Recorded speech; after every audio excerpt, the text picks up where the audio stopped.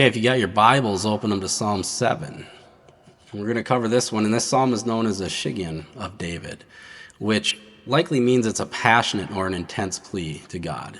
See, David in this psalm is in a place of distress. He's crying out for God's justice and protection because he's been wrongfully accused and threatened by his enemies. So let's read a few verses here to set the stage. We're going to go verse 1 and 2. Lord my God, I take refuge in you.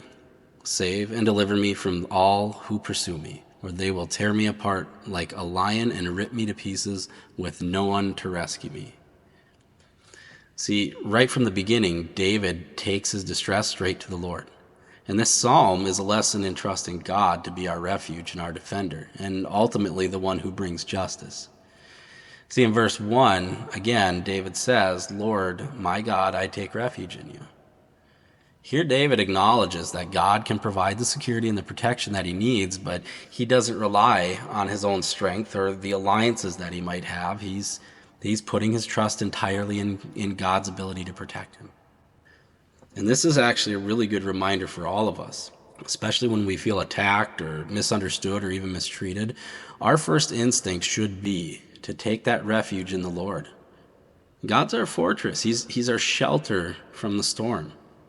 So if you're feeling like there's no one who understands you or knows what you're going through, you got to remember God is your refuge. He knows, he cares, and he's with you in the middle of it all. He's always with you.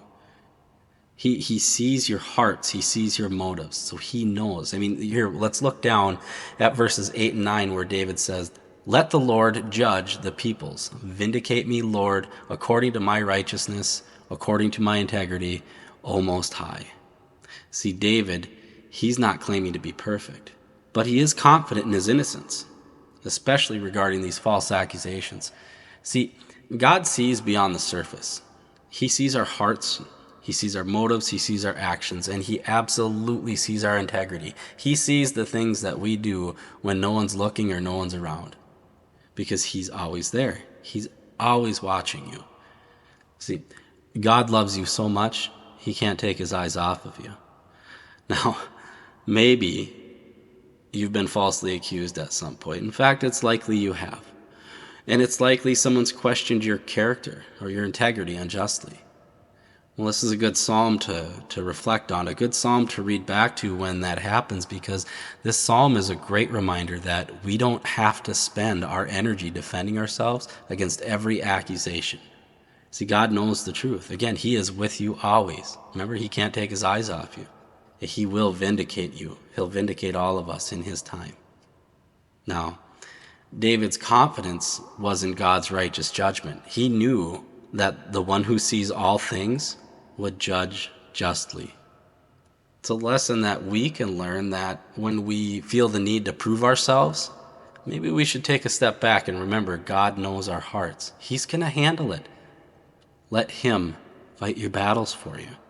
He does judge, and he judges justly. And we know that if we read on in verses 11 and 13, where David describes God as that righteous judge who expresses his anger against the wicked.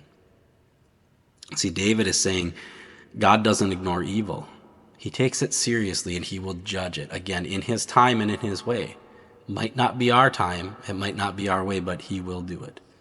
It's just a good reminder that God's justice is real, especially in a world where we see so much injustice.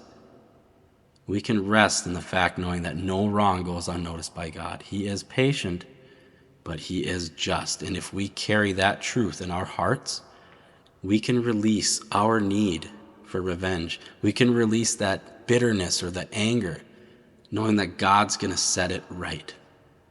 He will set all things right. And David ultimately leaves the judgment up to God, and so should we. It's a lesson for all of us.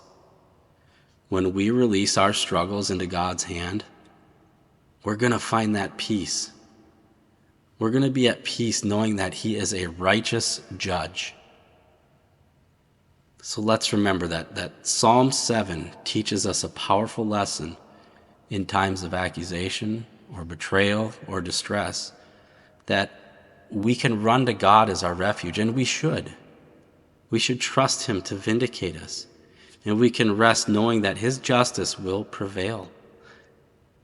David doesn't take matters into his own hands. He surrenders to God's wisdom, he surrenders to God's timing, and he surrenders to God's righteousness. And that's the call for us today.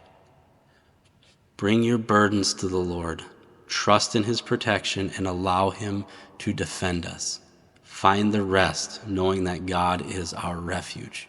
He is our righteous judge, and he is our defender.